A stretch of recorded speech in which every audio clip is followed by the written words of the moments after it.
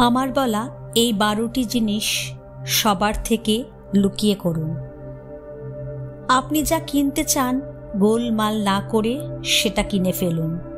কাউকে না বলে কাউকে ভালোবাসুন। শান্তিপূর্ণভাবে আপনার সুখ উদযাপন করুন।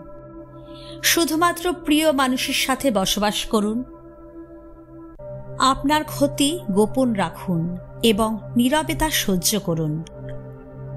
লোকেরা জানতে চায় আপনি কত উপার্জন করেন।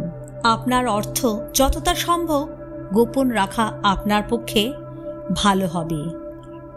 মনের মধ্যে এমন অনেক কিছু থাকে যা প্রকাশ করে আপনি আপনার চারপাশে কোনো সমস্যা তৈরি করতে পারেন।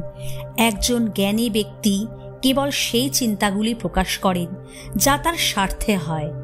আপনি যদি একজন যোগ্য গুরুর কাছ থেকে দীক্ষা নিয়ে থাকেন, তাহলে তার দেওয়া গুরু মন্ত্র গোপন রাখলে আপনি আরও বেশি তার সুফল পাবেন। কোনো প্রকার ঔষধ সেবন করলে তা গোপন রাখুন। এটা বিশ্বাস করা হয় যে ঔষধের প্রভাব ততদিন থাকে যতদিন তা গোপন থাকে। কেউ যদি কোনো কারণ ছাড়াই আপনার বয়স জিজ্ঞাসা করে, তাকে তা কখনোই বলবেন না। আপনি যা দান করেন তা কাউকে বলবেন না, গোপন রাখুন, তবেই আপনি তার উপকার পাবেন। কথিত আছে যে দেবতাদের দৃষ্টিতে শুধুমাত্র গোপনীয় দানই থাকে।